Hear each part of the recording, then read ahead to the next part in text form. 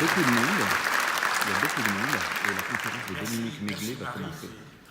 De ces louanges extraordinaires qui ont un peu perdu les moyens. Et merci beaucoup Isabelle pour ton accueil et l'accueil de toute ton équipe ici, qui est déjà, on a déjà vraiment un premier goût et très agréable. Merci beaucoup. Alors, mes chers collègues, mesdames, messieurs, vous savez, nos patients névrosés sont terriblement sérieux. Ils ont l'esprit de sérieux, comme dirait Jean Solpart. Leur problème est toujours grave et toujours plus grave que celui du voisin. Ils analysent à perte de vue les causes de leurs problèmes. Ils sont malades de logique. Et leur faculté de raisonnement, détournée par la névrose, sert de carburant à l'anxiété. C'est le raisonnement qui fait vivre la névrose, l'entretien à l'aggrave. Alors, malheur à eux, s'ils tombent sur un thérapeute qui se met à raisonner avec eux. Ils lui resteront unis pour la vie, union aussi pénible que solide, car les gratifications financières qu'en retire le thérapeute sont si substantielles qu'elles l'aident à rester fidèle au ménage. Alors, vous voyez, il fallait faire le contraire, bloquer le raisonnement, faire chuter la logique dans sa course folle. Si vous bloquez le raisonnement, la névrose n'a plus de carburant, elle s'arrête. Notre travail consiste donc à faire dérailler des trains de pensée, pour que leur course folle prenne fin. Alors je disais que nous faisions chuter la logique. Or, dans les histoires drôles, il y a toujours aussi la chute. Et c'est elle qui fait rire. La chute d'une blague, c'est le moment où la logique est mise en échec. Et c'est cette mise en échec de la logique qui fait rire. Il y a donc bien un rapport entre névrose et humour. Un touriste s'assied à une terrasse d'un café de village. En attendant le garçon, il le voit à côté de lui un groupe de petits vieux, et il y en a un qui lance 10, et tous les autres rient. Un autre qui dit 7, tous les autres rient. Un autre qui dit 3, tous les autres rient. Il est interloqué, il demande au garçon qui arrive, mais qu'est-ce qu'ils font? On a un chiffre et ils rient, les autres? Oh, vous savez, monsieur, ils viennent là depuis 30 ans, tous les jours, alors leurs histoires drôles, ils les connaissent, alors pour aller plus vite, ils les ont numérotées. Et à ce moment-là, il y a un vieux qui dit 5, et il n'y a personne qui rit. Alors il dit, mais là, qu'est-ce qui se passe? Il ne rit pas. Oh, monsieur, lui, alors lui, celle-là, il n'a jamais su la raconter. Alors, pourquoi rions-nous quand quelqu'un tombe dans la rue devant nous? Nous ne devrions pas, nous avons de rire, et cependant nous rions. Parce que justement, c'est pas logique. C'est pas dans l'ordre des choses. Un pied doit aller devant l'autre. Et là, c'est pas logique. Ces temps-ci, j'ai beaucoup souffert d'avoir fait rire mes patients en leur demandant de ne pas rire parce que j'avais une fracture de rêve. Il y a 15 jours, en effet, je rêvais que je courais. Une nuit, je rêvais que je courais. En fait, je courais pour de bon, dans mon sommeil. Et je me suis écrasé par terre à côté du lit face à la première et cassé une côte. Pas un de mes patients à qui j'ai raconté ça n'a eu de compassion. Tous ont ri et m'ont fait rire avec eux, et donc ils m'ont fait terriblement mal parce que rire ne plaisait pas à ma côte cassée. Vous voyez, cette chute n'était pas logique, ni pour eux ni pour moi. Et si vous sentez un rire monter en vous, essayez de le bloquer, essayez de vous empêcher de rire. Plus vous essaierez, moins vous y arriverez, vous savez bien. Et vous déclencherez même un fou rire. Fou rire, rire fou. Bien nommé parce que la logique a planté. Ce fou rire, c'est la joie de la libération des impasses de la logique. Et en écho, j'entends Erickson dire « Oui, c'est ça, essayez de vous empêcher d'aller mieux. Allez-y, essayez de vous empêcher d'aller mieux. » Alors voici ma thèse. La névrose est un paradoxe de même nature que l'humour, mais en sens inverse. Par exemple, les prescriptions paradoxales nous sont familières. Comme vous savez, nous avons traité beaucoup de choses avec. Alors, on va prendre l'exemple très connu de la boulimie. Soit une boulimique. Tous les matins, elle se lève en se jurant de ne pas faire de nouvelle crise. Tous les soirs, elle se dégoûte d'avoir quand même succombé. Elle nous arrive déprimée. L'esprit de sérieux est là. Comme l'esprit de sérieux est là, nous prenons alors notre herbe le plus grave La boulimie, vous savez, madame, c'est un truc vicieux, c'est torpide. À chaque fois qu'on pense l'attraper, c'est comme un savon mouillé qui vous glisse entre les doigts et c'est à nouveau perdu. Alors on va obliger le loup à sortir du bois. Pour ça, il nous faut de nouvelles informations sur le système pour pouvoir enfin traiter efficacement. Alors pour avoir ces nouvelles informations, on va changer juste un paramètre. Pour l'instant, continuez vos crises et provoquez-en 3 autres en plus d'ici la semaine prochaine. Il nous faut 3 crises délibérées et on verra alors comment le système réagira. Vous devrez pour ça vous munir d'un carnet à spirale, jaune, pas à couture, d'un stylo à billes vert et d'un réveil. Chaque crise devra durer 20 minutes pile. Branchez le réveil. Ces crises devront être les plus immondes de toutes. Engloutissez plus que ce que vous pouvez et vomissez partout. Par terre, sur les murs, partout, ça doit être dégoûtant. Crade.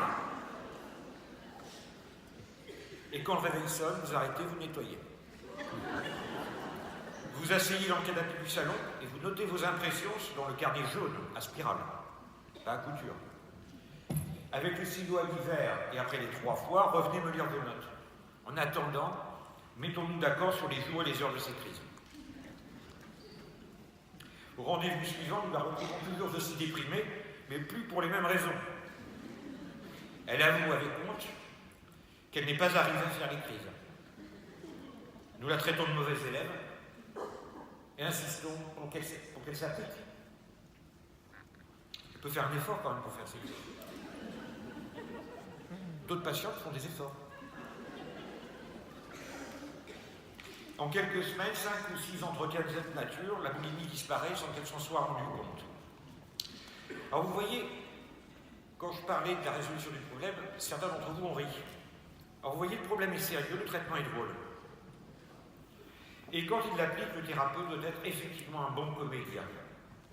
D'ailleurs, quand je regarde travailler des collègues expérimentés, je vois de remarquables comédiens. On a par exemple quelques-uns, j'en vois ici quelques-uns, il y en a d'autres ici. Et je me souviens, il y a quelques mois, j'ai assisté à un atelier d'Yves Alphon et j'ai été ébloui par la prestation de l'acteur, tour à tour câlin, chaleureux, solennel, austère, menaçant, inquiétant, gai, léger, toute la gamme.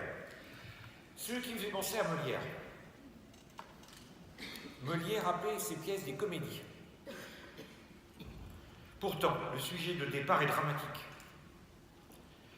Un maître de maison est en train d'embarquer sa famille vers la catastrophe par des décisions idiotes et il est entêté. Il ne veut rien entendre. Alors c'est la servante qui se charge de faire échouer les projets funestes du maître. En s'assurant de complicité dans la famille, elle monte un stratagème en cuisine. Et c'est devant le déroulement de ce stratagème que l'on rit. La pièce devient comédie. Le déroulement du stratagème. À la fin, son projet initial ayant échoué, le maître se félicite d'avoir su prendre les bonnes décisions. Il n'a jamais tort. Dans le Tartuffe, par exemple, Orgon est sur le point d'aliéner toute sa fortune au Tartuffe, lequel d'ailleurs en plus cherche à coucher avec sa femme. Dorine, la servante, suggère à Orgon de se cacher sous une table. De là, il entend sans être vu le Tartuffe faire des avances explicites à sa femme. La situation est renversée, il chasse le Tartuffe. Alors le maître Orgon, c'est l'esprit conscient. Dorine, la servante, c'est le thérapeute. La cuisine, c'est l'inconscient du maître et c'est le cabinet du thérapeute. Dorine ruse Orgon, comme ce patient qui m'a dit en souriant après sa thérapie. Réussi, vous avez rusé mon cerveau. De même, la confusion est un de nos outils préférés. D'accord ? Et que fait la confusion sinon que d'embrouiller la logique pour la bloquer? Quand je dis à un patient sur le ton de la confidence, vous savez, monsieur, le problème, c'est pas la thérapie. Le problème, c'est le problème parce que c'est la thérapie. Et si la thérapie était le problème, ça se saurait.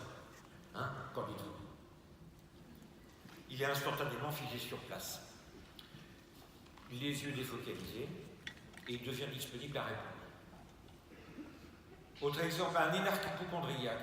Un énarque-hypocondriaque qui était il parlait, il bavard.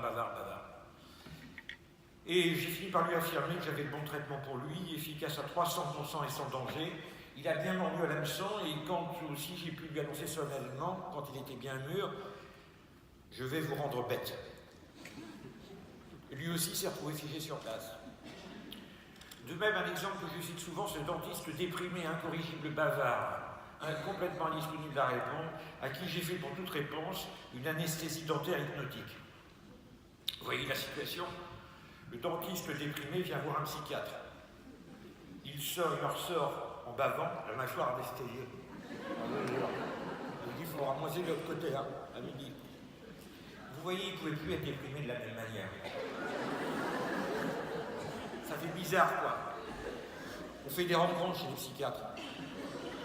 Bon, finalement, à ces 3 patients, qu'est-ce que j'ai fait d'autre que des bonnes blagues? Rien d'autre. Vous voyez, la névrose est bien un paradoxe de même nature que l'humour, mais en sens inverse. Nous n'apprenons pas le maniement de la confusion de jeux de mots et des apories dans les traités de psychologie. Mais le XXe siècle nous a fourni d'excellentes sources qu'il nous faut sans cesse travailler. Ce siècle dramatique a en effet secrété son propre traitement contre la dépression et l'angoisse. C'est l'humour burlesque puis loufoque. Vous voyez, par exemple, vous prenez les Marx Brothers. Ils connaissent la gloire dans l'entre-deux-guerres, puis jusqu'en 1949. Le film El Zapolpin sort en 1941 aux États-Unis. C'est un blessé de la Première Guerre mondiale, Pierre Dac, qui commence peu après le Samoal, qui part pour Londres pendant la Deuxième Guerre mondiale et développe sa carrière loufoque encore plus après. Alexandre Vialat, blessé de la Deuxième Guerre mondiale, écrit une œuvre immense, drôle, enchanteresse et hypnotique jusqu'à sa mort en 1971. C'était un blessé de la Deuxième Guerre mondiale. Vialat, comme vous le savez peut-être, est le grand inspirateur de Pierre Desproges. Il inspire aussi Raymond DeVos. Par exemple, dans le sketch du thon. Vous connaissez le thon? Vous connaissez pas le thon de DeVos? Olympia 94. Y a-t-il un thon dans la salle?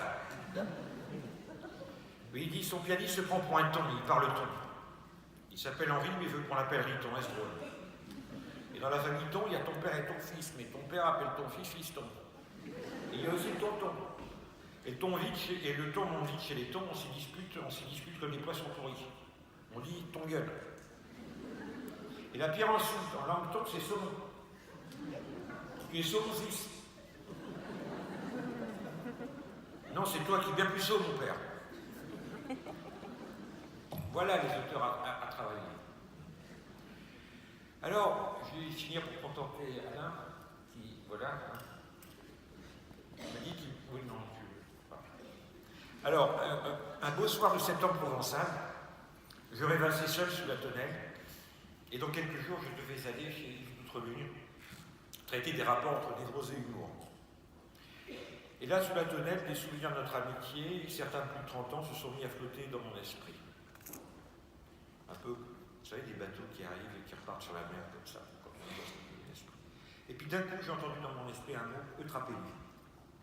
Qu'est-ce que c'est que ce business, ce mot qui ressemble à un nom de vieille fille du 19e siècle? Que voulait donc me dire ce mot? Que voulait donc dire mon inconscient avec ce mot que j'avais plus entendu depuis mes études de philosophie il y a 40 ans? Je me souvenais seulement que c'était une vertu qui avait à faire avec la joie. Alors, me précipitant sur mon bailli, j'ai compris. Le trapélia est, je cite, la disposition à plaisanter agréablement, l'enjouement. Plus intéressant est l'adjectif eutrapélios. Il signifie au départ, il signifie qui se tourne facilement, puis souple, agir, puis souple d'esprit, puis doux, prompt en répartie, d'humeur enjouée, puis plaisante agréablement. Alors c'était bien le portrait d'Yves, c'était bien le portrait de nombre de collègues expérimentés présents dans cette salle, c'était au plus haut point le portrait d'Erickson. Mais il manquait quelque chose. Et c'est là ce qui manquait, je l'ai trouvé par une brève incursion dans la philosophie. Je cite, ce texte est magnifique. Le trapézie est la force des caractères délibérément enjoués. Délibérément enjoués, le secret des personnes dont on envie la joie de vivre, tandis qu'on sait les épreuves silencieuses et l'humble dignité qui les marque. Les épreuves silencieuses et l'humble. Leur amitié réjouissante, offre à l'âme et au corps arc-boutés dans la difficulté la détente qui les sauve de la cassure. Offre à l'âme et au corps arc-boutés dans la difficulté la détente qui les sauve de la cassure. Cet art de la distraction bienvenue, offerte à le cœur, allège l'ombrageuse gravité des actes et des propos.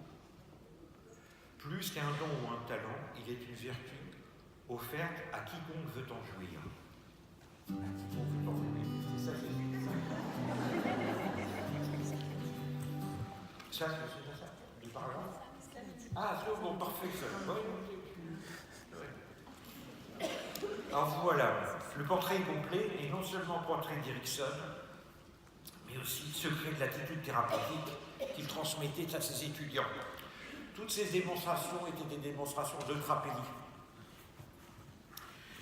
Tous les exercices qu'il faisait pratiquer étaient des entraînements à l'eutrapélie.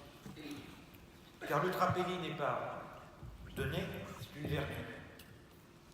Une vertu, c'est un habitus. Il faut s'entraîner, s'exercer. Oui, dit le philosophe, l'affabilité se conquiert comme les autres vertus. Il nous faut essayer, essayer encore, fréquenter les caractères plaisants et fuir les âmes sombres. Et fuir les âmes sombres, ou mieux, tenter de les dériver. Apprenons le bon ton, ni trop vulgaire, ni trop hautain, ni blessant pour le prochain. C'est ainsi que nous ferons naître autour de nous l'envie de vivre selon l'esprit. Alors tous nos patients névrosés, à fortiori déprimés, souffrent d'un manque d'eutrapélie. Au XIIIe siècle, saint Thomas d'Aquin nous dit « Il est contraire à la raison d'être un poids pour autrui. Il est contraire à la raison d'être un poids pour autrui, de n'offrir aucun agrément et d'empêcher son prochain de se réjouir. Ceux qui refusent de se distraire, qui ne racontent jamais de plaisanteries et rebutent ceux qui en disent, ceux-là sont vicieux, pénibles ou mal élevés. » L'eutrapélie, ce n'est pas une vertu pour rire, c'est une vertu forte. Celui qui n'a pas l'esprit de sérieux voyage léger dans la vie. Désencombré de son moi, il peut aller plus facilement jusqu'à l'héroïsme quand celui-ci est nécessaire. Thomas More, grand humaniste de la Renaissance, ami d'Erasme, chancelier du roi Henri VIII, faisait souvent cette prière « Seigneur, donnez-moi le sens de l'humour pour que je sache apprécier celle-ci et la fasse apprécier aux autres. » Et quand il monte sur l'échafaud où il va être décapité, il demande au bourreau « Monsieur le lieutenant, s'il vous plaît, aidez-moi à monter, pour la descente, je me débrouillerai. » Je vous remercie.